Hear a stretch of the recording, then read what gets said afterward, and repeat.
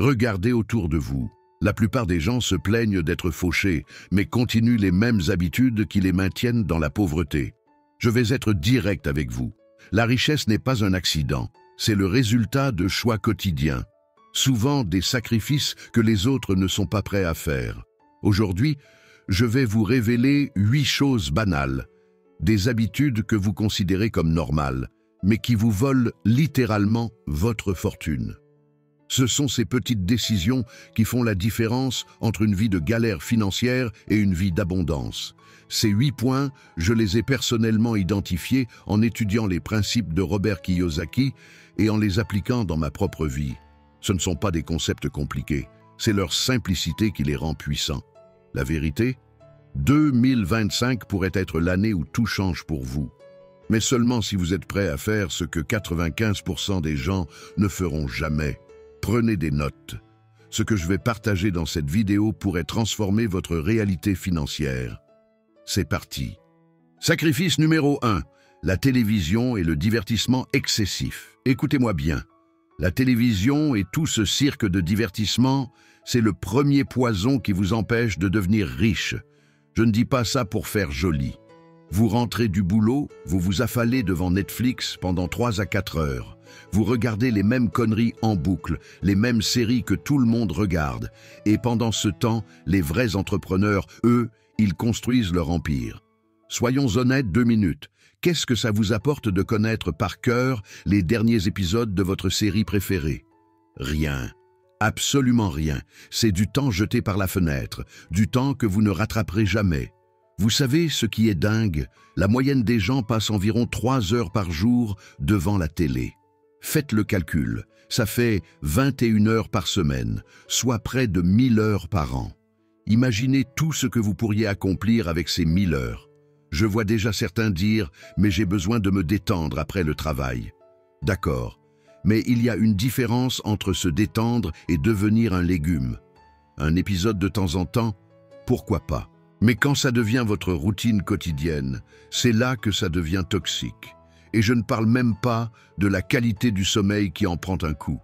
Vous regardez votre série jusqu'à minuit, vous dormez mal, et le lendemain, vous êtes moins productif. C'est un cercle vicieux, la vérité qui dérange.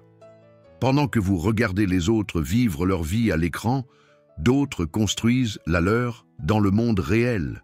C'est brutal, mais c'est comme ça. Alors voilà ce que je vous propose. Commencez par une détox de 30 jours. Plus de télé, plus de Netflix, plus de YouTube sans but précis. Utilisez ce temps pour lire des livres qui vous font grandir, développer une compétence qui rapporte, travailler sur votre projet d'entreprise, faire du sport, méditer. Et vous savez quoi? Les premiers jours, ça va être dur. Votre cerveau va réclamer sa dose de dopamine facile.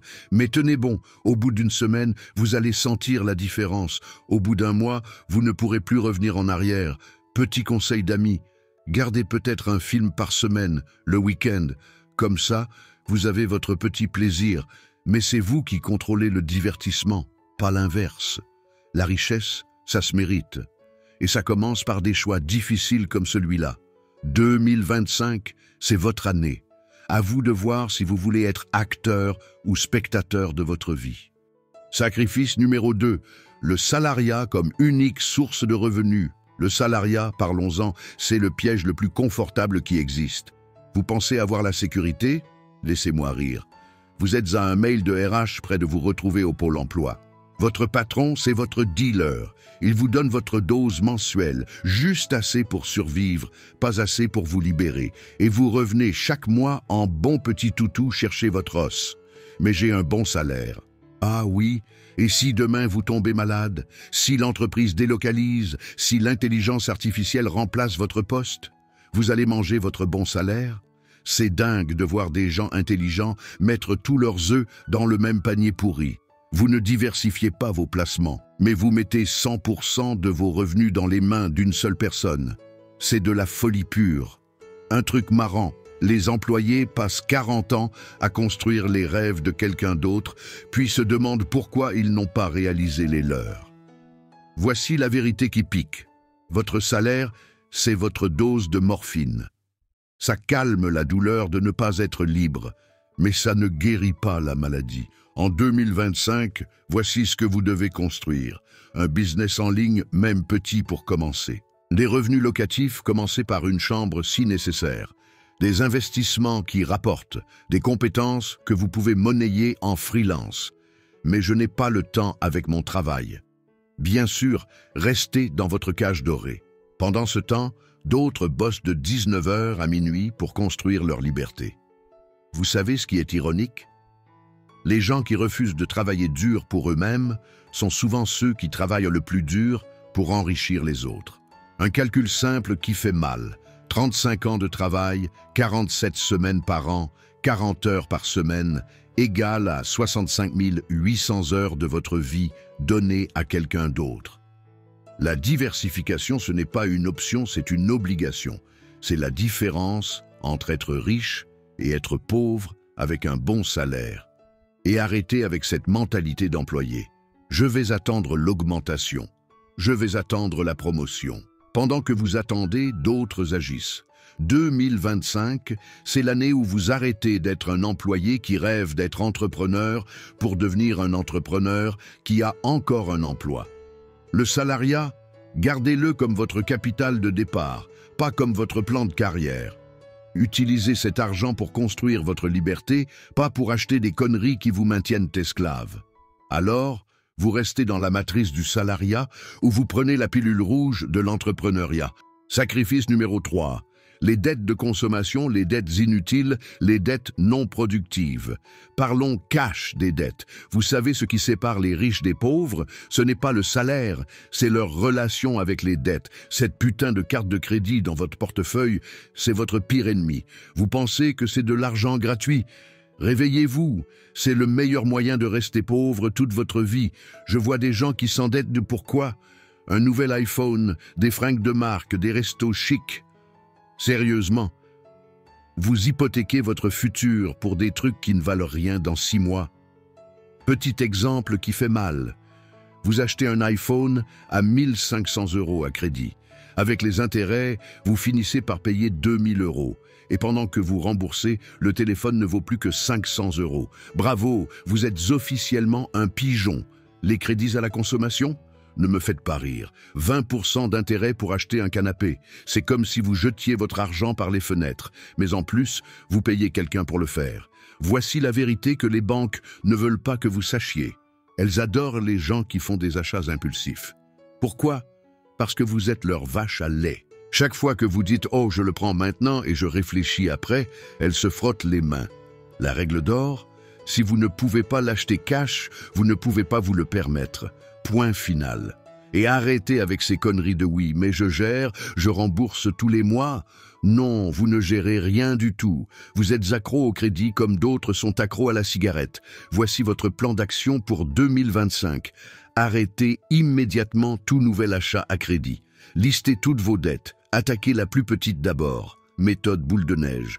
Coupez ces foutues cartes de crédit. Mais comment je fais pour les urgences? Créez un fonds d'urgence. Mettez 50 €, 100 €, ce que vous pouvez de côté chaque mois. C'est votre vraie carte de crédit. Un dernier truc qui va vous faire réfléchir. Pendant que vous payez 15% d'intérêt sur vos dettes, les riches empruntent à 2 à 3% pour investir et faire fructifier leur argent. Vous voyez la différence? 2025, c'est l'année où vous arrêtez d'être l'esclave des banques. C'est l'année où vous commencez à construire votre vraie richesse. La seule dette acceptable, celle qui vous rapporte de l'argent. Le reste, c'est de la merde en barre. Alors, vous êtes prêt à devenir libre ou vous préférez rester dans la matrix des dettes? Sacrifice numéro 4. Les activités improductives. Bon, on va parler de ce cancer moderne qu'on appelle perdre son temps en ligne. Vous savez, ces moments où vous scrollez Instagram pendant des heures comme un zombie. Regardez votre temps d'écran sur votre téléphone. Allez-y maintenant. 5 heures par jour? 6 heures? Vous n'avez pas honte? C'est littéralement un quart de votre vie que vous passez à regarder des gens que vous ne connaissez même pas vivre leur vie. Les réseaux sociaux, c'est comme la malbouffe. Un peu ça va, beaucoup ça tue. Vous passez votre temps à double-cliquer sur des photos d'influenceurs qui vous vendent du rêve pendant que eux, ils comptent leur argent. Et parlons des jeux vidéo. Je vois des mecs de 30 ans qui passent leur soirée sur Fortnite ou Call of Duty. Sérieusement? Vous croyez que Elon Musk a construit Tesla en jouant à FIFA? La seule personne qui devient riche avec les jeux vidéo, c'est celui qui les crée, pas celui qui y joue. Mais je me détends. Arrêtez avec ces excuses bidons. Vous ne vous détendez pas, vous fuyez la réalité. Vous fuyez le fait que votre vie n'est pas à la hauteur de vos ambitions. Et ce truc de surfer sur Internet sans but, vous commencez par regarder une recette de cuisine et 2 heures plus tard, vous êtes en train de regarder comment les pyramides ont été construites. C'est quoi ce bordel? Voici la vérité qui fait mal. Pendant que vous perdez votre temps en ligne, quelqu'un d'autre monte son business, apprend une nouvelle compétence, développe son réseau, investit intelligemment. Je ne dis pas qu'il faut devenir un moine digital. Mais bordel, mettez des limites. Voici ce que vous allez faire. Désactivez toutes les notifications, sauf les appels. Fixez 30 minutes par jour, max pour les réseaux sociaux. Si vous jouez aux jeux vidéo, limitez à 2 heures par semaine. Installez un bloqueur de sites chronophages. Un truc marrant, calculez combien d'heures vous perdez par an sur ces conneries. 4 heures par jour, multiplié par 365 jours, égale 1460 heures. C'est l'équivalent de 60 jours complets. Imaginez ce que vous pourriez accomplir avec 60 jours supplémentaires dans votre année. 2025, c'est l'année où vous reprenez le contrôle de votre temps.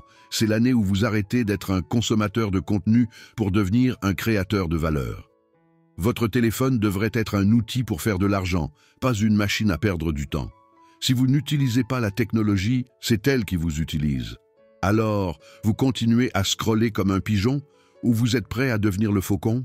Sacrifice numéro 5, les amis toxiques et négatifs. Ok, on va parler d'un sujet qui fâche, vos soi-disant amis. Vous savez, ces personnes qui vous tirent vers le bas comme des crabes dans un seau. Tu vas te planter, c'est trop risqué, reste à ta place. Si vous entendez ça régulièrement de la part de vos potes, j'ai une nouvelle pour vous. Ce ne sont pas vos amis, ce sont vos saboteurs.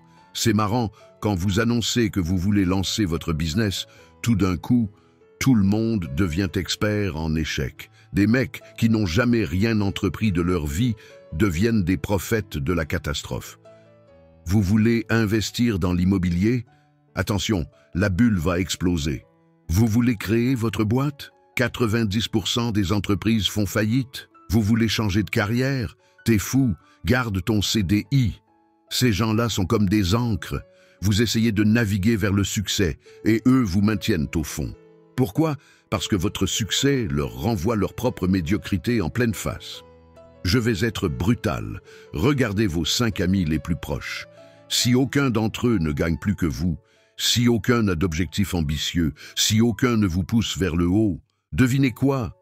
Vous êtes dans la mauvaise équipe. Mais ce sont mes amis d'enfance. Et alors? Vous portez encore les mêmes fringues qu'à 12 ans? Non. Alors pourquoi garder les mêmes relations qui ne vous correspondent plus? Voici ce qui va se passer quand vous commencerez à réussir. Certains vont essayer de vous saboter, d'autres vont minimiser vos succès. Les plus toxiques vont répandre des rumeurs. La solution? Faites le ménage. C'est dur, c'est brutal, mais c'est nécessaire. En 2025, voici votre nouvelle règle. Si quelqu'un ne contribue pas à votre croissance, ne mérite pas votre temps. Point. Entourez-vous de gens qui réussissent déjà, des personnes qui ont des objectifs clairs, ceux qui vous poussent à être meilleurs. Un truc drôle, quand vous commencerez à fréquenter des gens ambitieux, vos anciens amis diront que vous avez changé.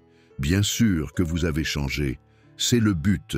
Et pour ceux qui disent « mais c'est égoïste, votre vie est votre responsabilité », vous n'êtes pas une œuvre de charité pour les gens sans ambition. 2025, c'est l'année où vous arrêtez de vous excuser d'avoir de l'ambition.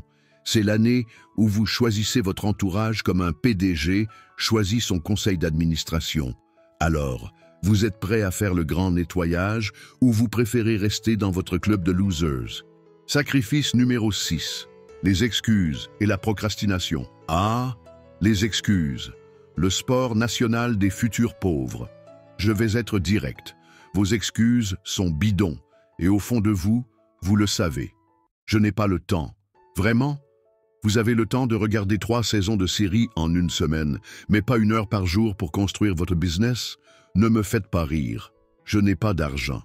Mais vous avez un iPhone à 1 000 €, des Nike à 150 € et vous sortez au resto tous les week-ends. C'est pas l'argent qui manque, c'est les priorités qui sont mal placées. Ce n'est pas le bon moment. Ça, c'est ma préférée. Vous attendez quoi exactement? Que l'argent tombe du ciel? Que quelqu'un vienne frapper à votre porte en disant « Hé, c'est le bon moment là ». Savez-vous ce qui est hilarant? Les mêmes personnes qui disent « Je n'ai pas le temps » passent en moyenne 3 heures par jour sur leur téléphone. C'est 90 heures par mois. Vous pourriez monter un empire avec ce temps-là. La procrastination, c'est comme la masturbation. Ça fait du bien sur le moment, mais au final, vous ne créez rien. Je vais vous dire un truc qui va faire mal. Pendant que vous trouvez des excuses, quelqu'un de moins intelligent que vous est en train de réussir. Quelqu'un avec moins d'argent que vous est en train d'investir. Quelqu'un avec moins de temps que vous est en train de construire son futur. Voici la vérité crue. Les excuses sont le luxe des médiocres. Les riches ne s'excusent pas.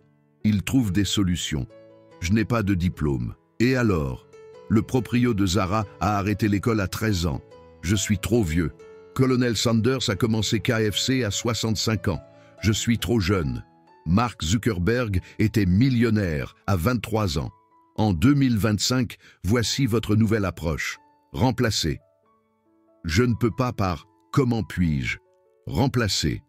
Je n'ai pas le temps par « ce n'est pas ma priorité » remplacer.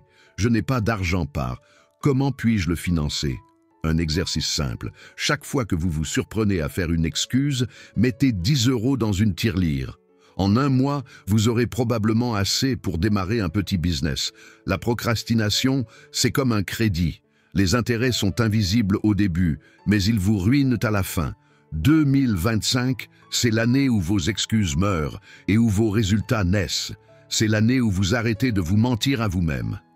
Alors, vous continuez à vous masturber intellectuellement avec vos excuses ou vous êtes prêt à passer à l'action? Sacrifice numéro 7. Les dépenses inutiles.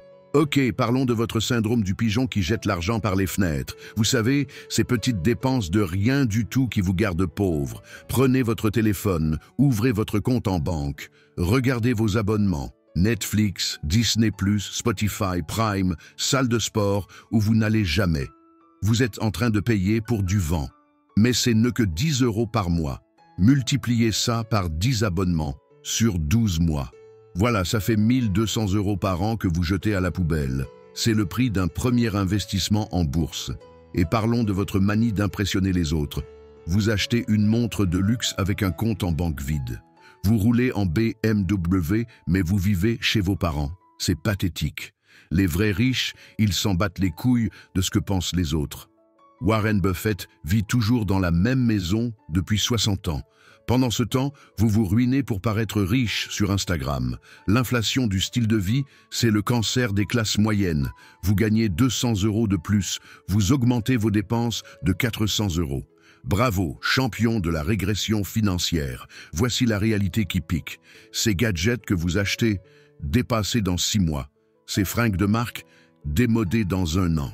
Cette voiture flashy, une perte financière sur roue. Un truc marrant, les mêmes personnes qui disent « je ne peux pas investir » ont 5 paires de sneakers à 200 €, un setup gaming à 3000 €, un iPhone 15 Pro Max alors que leur iPhone 13 marchait parfaitement.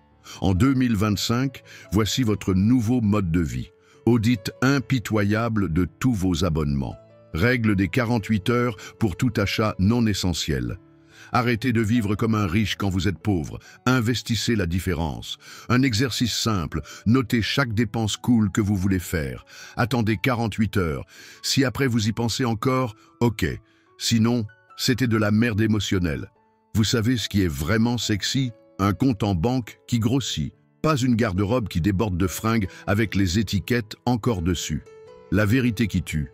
Pendant que vous achetez du faux luxe pour impressionner des gens que vous n'aimez pas, les vrais riches achètent des actifs qui les rendront encore plus riches. 2025, c'est l'année où vous arrêtez d'échanger votre avenir contre des conneries matérielles.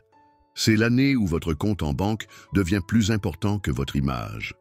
Alors, vous continuez à jouer aux riches fauchés ou vous êtes prêt à devenir vraiment riche? Sacrifice numéro 8, la peur. La peur de l'échec. Parlons-en franchement. C'est probablement le plus gros boulet que vous traînez en ce moment. Et je vois ça tous les jours. des gens brillants, avec du potentiel, qui restent scotchés dans leur petite zone de confort douillette. Vous savez quoi? La richesse ne vient pas en regardant Netflix sur votre canapé. Désolé de briser vos rêves. Sérieusement, regardez les plus grands entrepreneurs. Vous pensez que Bezos a créé Amazon en ayant peur de se planter? Il a quitté un job confortable à Wall Street pour vendre des livres en ligne dans son garage. À l'époque, tout le monde le prenait pour un fou. La vérité qui dérange?